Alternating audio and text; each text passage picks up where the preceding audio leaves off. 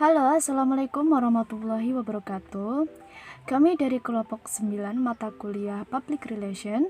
Di sini kami akan mempresentasikan materi kami yang berjudul Public Relation dan Manajemen Krisis.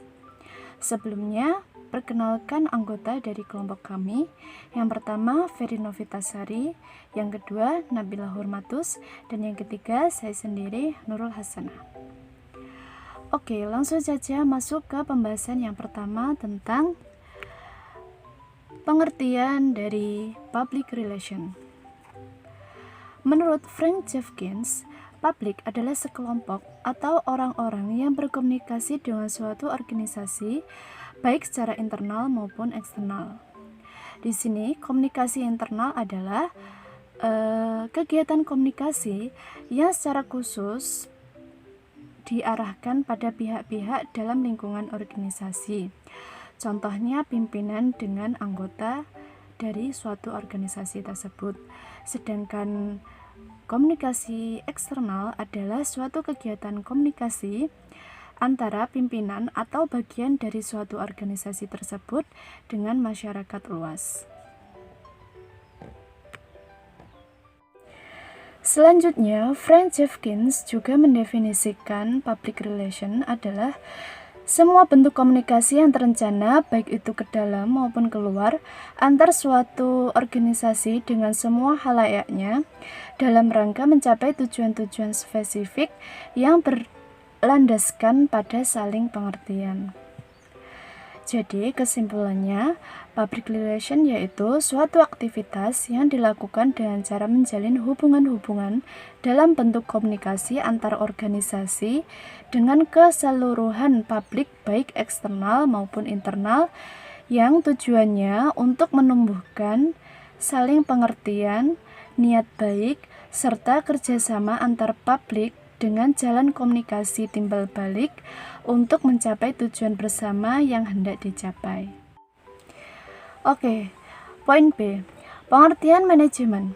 Menurut John D. Maillet, management is the process of directing and facilitating the work of people organized in formal groups to achieve a desired goal. Jadi, manajemen adalah proses dalam mengarahkan dan memfasilitasi pekerjaan seseorang yang diatur dalam kelompok formal untuk mencapai tujuan yang diinginkan.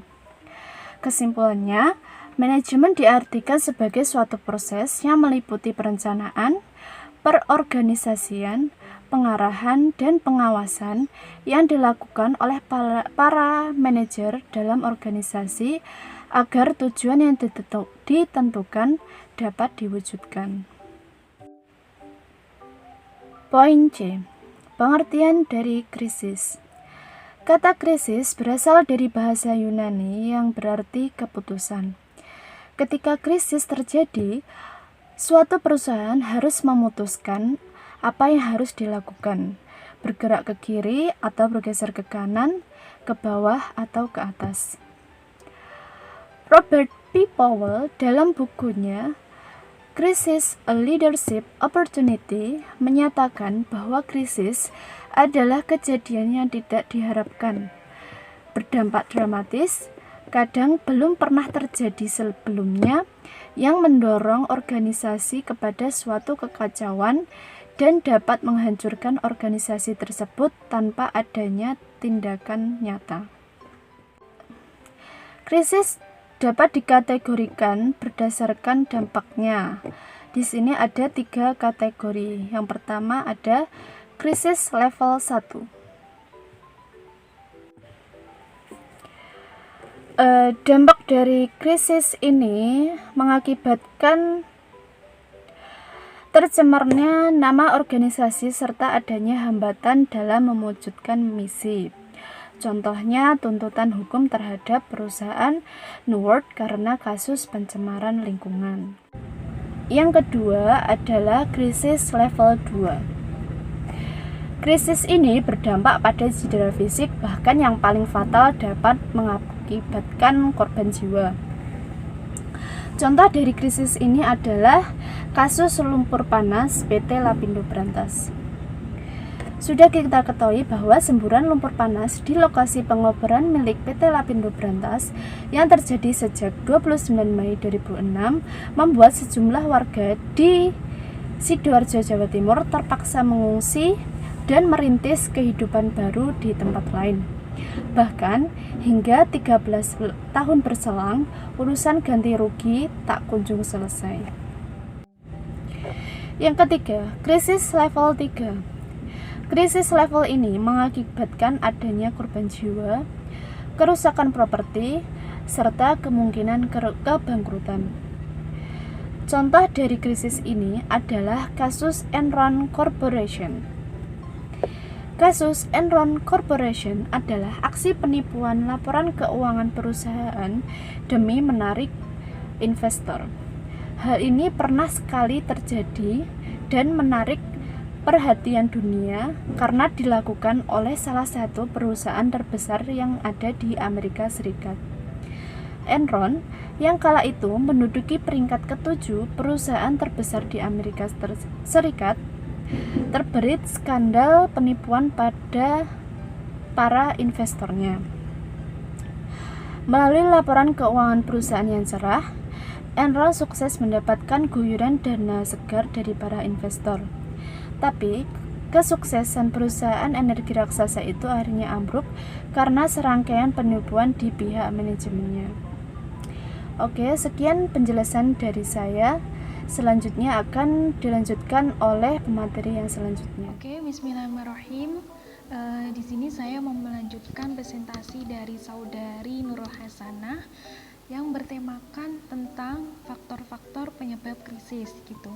Jadi di dalam perusahaan itu pasti mengalami sebuah krisis. Nah, di sini ada beberapa faktor. Jadi itu menurut First Nova dalam bukunya Bagaimana Public Relation Menangani Krisis Perusahaan Tersebut. Nah, penyebabnya yaitu pertama, bencana alam.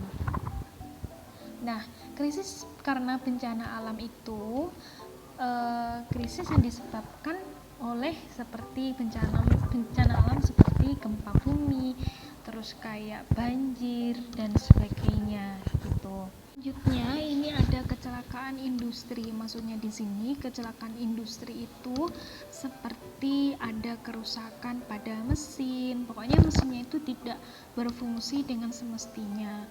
Terus seperti kebakaran, terus hingga kecelakaan kerja gitu. Terus yang ketiga itu ada produk yang kurang sempurna. Nah, di sini krisis yang dimaksud dengan produknya yang kurang sempurna itu biasanya dalam bisnis itu kan ada yang menghasilkan produk yang terdiri dari barang dan jasa, ya kan. Nah, barang dan jasa itu juga memiliki potensi krisis. Hal ini mungkin saja terjadi karena produk yang dihasilkan itu sedikit cacat atau gimana, pokoknya barang yang dihasilkan itu kurang sempurna gitu. Nah, seperti contoh dalam krisis produk yang kurang sempurna adalah konsumen nilai Honda Vario gagal pada tahun 2007 gitu. Terus selanjutnya ada krisis persepsi publik. Nah, di sini itu saat krisis terjadi, perusahaan yang mengalaminya mungkin akan menjumpai krisis lain karena krisis yang terjadi sebelumnya tidak teratasi. Nah, ini menyebabkan potensi kerugian menjadi berlipat ganda, baik dari segi keuangan maupun moral karyawan. Nah, krisis dengan persepsi publik itu biasanya si perusahaan itu kayak melanggar kayak aturan negara gitu loh, kayak norma-norma kayak gitu. Jadi itu kayak melanggar persepsi publik gitu dan menyebabkan krisis terhadap perusahaan. Lalu ada krisis karena hubungan kerja yang buruk. Nomor 5, krisis karena hubungan kerja yang buruk. Nah, bisa jadi nih hubungan kerja yang buruk antara pekerja dan perusahaan dapat menjurus pada krisis besar. Bagaimana begitu? karena dapat mengarah pada kondisi tidak terkendali ya dalam perusahaan, dalam operasionalnya perusahaan gitu. Karena kalau kita itu punya perusahaan dan sama karyawannya pun kita tidak mempunyai komunikasi yang baik, itu bakalan kayak merusak reputasi perusahaan gitu loh. Nah ini hubungan antara pekerja dan perusahaan seharusnya dijaga agar tidak sampai pada level saling merusak, karena emang kita itu kayak satu kesatuan gitu, perusahaan dan pekerjanya juga gitu, intinya saling membantu. Selanjutnya ada krisis karena kesalahan strategi bisnis. Ini udah umum banget ya, kesalahan strategi bisnis gitu. Penyebab utama dari krisis ini itu adalah perencanaan atau implementasikannya strategi bisnis ini yang keliru atau kurang tepat gitu. Yang dilakukan oleh manajemen ya tentunya. Nah, krisis jenis ini itu biasanya tidak dapat diprediksi sebelumnya, walaupun sebelum itu tuh udah ada penelitian dan yang yang menyatakan kalau itu stepnya tuh bagus gitu, tapi ternyata waktu udah diimplementasikan di perusahaannya itu kurang bagus, mungkin karena itu tadi kesalahan manajemen yang kurang teliti atau kurang tepat gitu. Nah, selanjutnya ini nomor 7 adalah krisis keuangan. Maksudnya di sini krisis keuangan itu krisis yang terjadi karena perusahaannya itu mempunyai masalah cash flow atau likuidasi jangka pendek dan kemungkinan pilot di masa yang akan datang gitu. Krisis keuangan yang terjadi di Amerika sepanjang tahun 2008 membuat banyak perusahaan bangkrut gitu. Sebut saja Lehman Brothers, AIG dan lain-lain gitu. Lalu selanjutnya ada pergantian manajemen. Pergantian manajemen ini maksudnya kan biasanya kadang-kadang tuh ada perubahan tuh ya dalam organisasi perusahaan gitu. Beberapa perusahaan menempatkan kayak CEO terus sebagai fitur penting gitu dalam perusahaan ya tentunya tidak bisa tergantikan, sehingga figur penting yang tidak tergantikan sehingga kepergiannya betul-betul meninggalkan krisis. Beberapa perusahaan perlu menyiapkan rencana pergantian pimpinan sehingga krisis semacam itu tidak perlu terjadi gitu.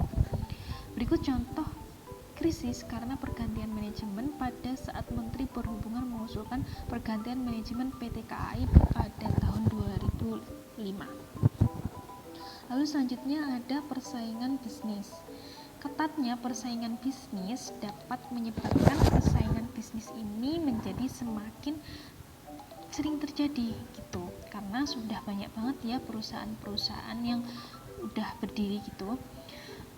Beberapa perusahaan yang memonopolikan pasar dapat mengontrol pasar dan menyerang pesaing.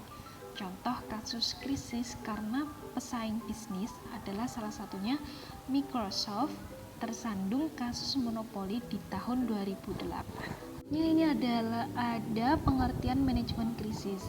Manajemen krisis dinobatkan sebagai new corporate discipline, yaitu respon pertama perusahaan terhadap sebuah kejadian yang dapat merubah jalannya operasi bisnis yang telah berjalan normal. Lalu manajemen krisis dapat juga diartikan sebagai manajemen pengelolaan, penanggulangan atau pengendalian krisis hingga pemulihan citra perusahaan gitu. Jadi manajemen krisis itu adalah gimana kita bisa memanage biar suatu hal yang buruk tidak terjadi lagi. Nah, tujuannya dari manajemen krisis ini adalah untuk menghentikan dampak negatif dari suatu peristiwa melalui upaya persiapan dan penerapan beberapa strategi dan teknik gitu. Oke, mungkin itu aja penjelasan dari aku. Selanjutnya bakalan dilanjutkan dengan saudari Ferry Novitasari. Thank you. Assalamualaikum warahmatullahi wabarakatuh.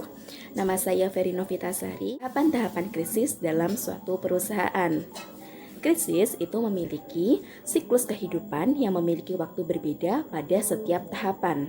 Nah, lamanya waktu untuk masing-masing tahapan itu bergantung pada seberapa efisien manajemen menghadapi krisis tersebut.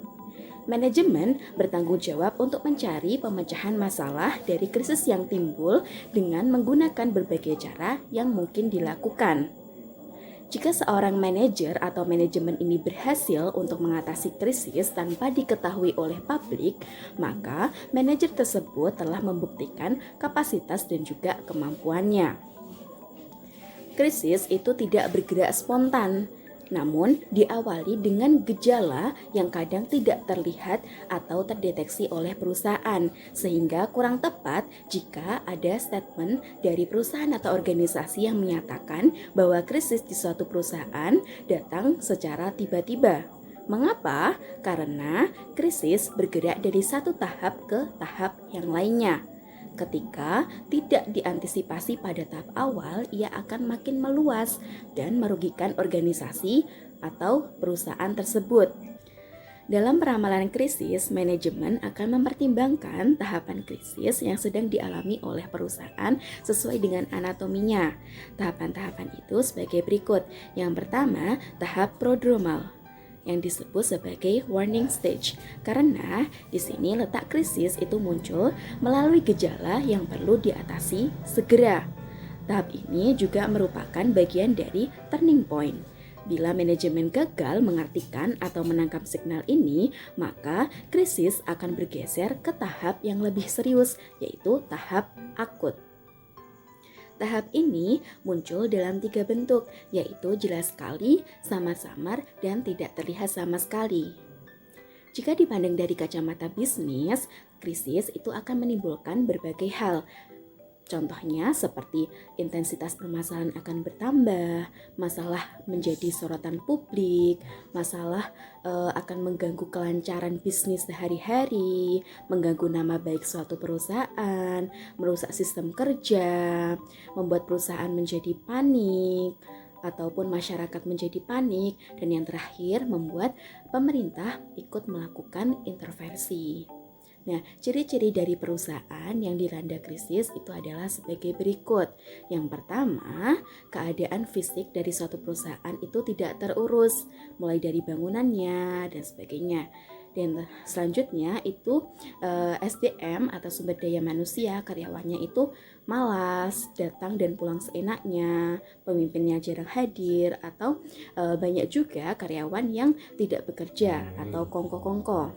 Nah, produk andalan yang biasanya dihasilkan itu hampir tidak ada. Mereka hanya menyelesaikan yang sudah ada saja, banyak retur dan juga defect. Nah, konflik setiap harinya itu juga terdengar, perasaan resah terjadi di mana-mana. Energi atau gairah untuk bekerja itu hampir tidak ada sama sekali. Demo karyawan itu menjadi tinggi dan adanya rasa takut akan PHK atau pemutusan hubungan kerja. Nah, proses hukum itu akan meningkat dan datang dari mana-mana. Bagian keuangan pun itu akan merasa stres karena dikejar-kejar dengan tagihan yang tidak terbayar oleh debt collector. Tahapan yang kedua yaitu tahap akut yang disebut sebagai the point of no return. Artinya, signal-signal yang bermunculan di tahap peringatan atau prodromal itu tidak digubris, sehingga ia akan masuk ke tahap akut dan tidak bisa kembali ke tahap normal. Nah, di tahap ini mulai terbentuk situasi krisis karena kerusakan sudah mulai bermunculan, reaksi mulai berdatangan, dan isu mulai menyebar luas. Perusahaan juga mulai memindah tangankan krisis ini kepada tim krisis perusahaan atau krisis manajemen tim untuk merealisasikan manajemen krisis yang telah dirancang secara matang. Kesulitan yang dihadapi di tahap ini adalah intensitas dan juga kecepatan serangan yang datang dari berbagai pihak yang menyertai tahap ini. Kecepatan itu ditentukan oleh jenis krisis yang menimpa perusahaan, sedangkan intensitas itu ditentukan oleh kompleksnya permasalahan. Nah, tahap akut itu adalah tahap antara yang paling pendek waktunya bila dibandingkan dengan tahap lainnya. Bila ia lewat, maka umumnya akan memasuki tahap kronis. Tahapan yang ketiga yaitu tahap clean up atau pembersihan yang disebut sebagai the clean up phase atau the postmortem, atau disebut sebagai tahap recovery atau self-analysis. Nah, di tahap ini ditandai dengan perubahan struktural baik dari pergantian manajemen, pergantian pemilik, memasukkan nama-nama baru sebagai pemilik atau dilikuidasi. Peran dari krisis manager atau manajemen krisis itu harus mampu memperpendek tahap ini karena semua orang sudah merasa letih atau lelah. Pers atau media massa juga sudah mulai bosan untuk meliput dan memberitakan kasus ini. Namun, yang paling penting adalah perusahaan harus menentukan mau hidup terus atau tidak. Nah, jika mereka ingin tetap hidup, maka mereka harus sehat dan mempunyai reputasi yang baik. Tahap kronik adalah tahap yang terenyuh. Kadang-kadang dengan bantuan konsultan krisis yang handal, perusahaan akan memasuki keadaan yang jauh lebih baik lagi, sehingga pujian bisa berdatangan dan penyembuhan atau resolution itu mulai berlangsung. Nah, tahapan yang keempat, yang terakhir itu adalah tahap resolusi atau penyembuhan. Tahap ini adalah tahap pulih kembali dan tahap terakhir dari 4 tahap krisis. Meskipun bencana besar dianggap sudah berlalu, namun krisis manager itu harus tetap berhati-hati karena riset dalam kasus-kasus krisis itu menunjukkan bahwa krisis tidak akan berhenti begitu saja.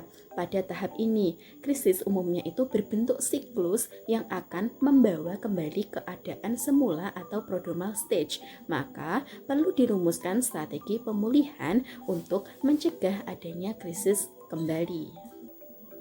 Selanjutnya, strategi public relation dalam merespon krisis.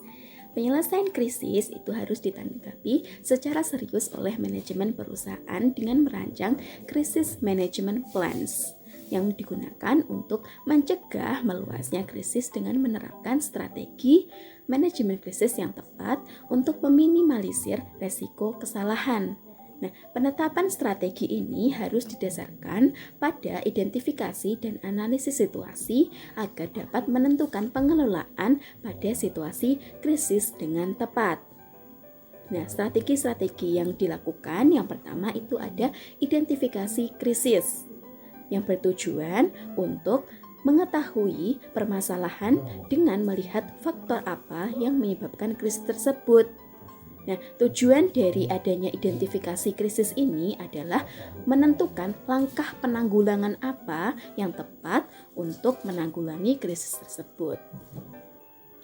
Strategi yang kedua yaitu analisis krisis dengan menggunakan formula 5W1H yang berfungsi untuk menjabarkan lebih mendalam penyebab sampai dengan hal apa yang perlu dilakukan.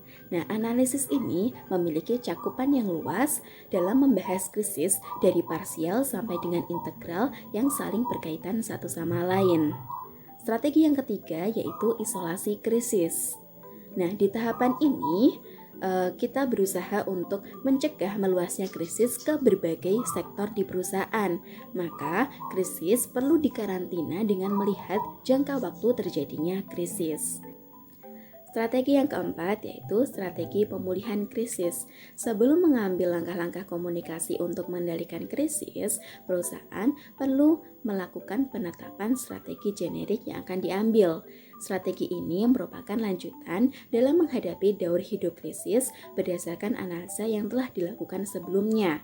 Yang pertama itu ada defensive strategi yang dilakukan dengan cara mengulur waktu, tidak berbuat sesuatu, dan bertahan dengan kuat. Yang kedua, adaptive strategi yang dilakukan dengan cara mengubah kebijakan, memodifikasi operasional, kompromi, serta meluruskan cita perusahaan ataupun organisasi. Yang ketiga yaitu dynamic strategy. Sifatnya itu besar-besaran dan dapat mengakibatkan berubahnya profil dan juga karakter perusahaan.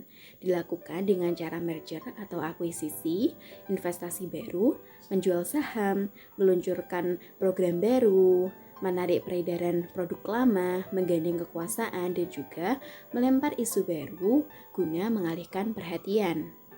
Dan strategi yang terakhir yaitu program pengendali, yang mana langkah ini merupakan penerapan menuju strategi generik yang telah dirumuskan sebelumnya. Cukup sekian presentasi dari kelompok 9. Kami memohon maaf jika ada kekurangan ataupun kesalahan dalam menyampaikan materi. Terima kasih atas perhatiannya. Wassalamualaikum warahmatullahi wabarakatuh. Have a nice day everyone.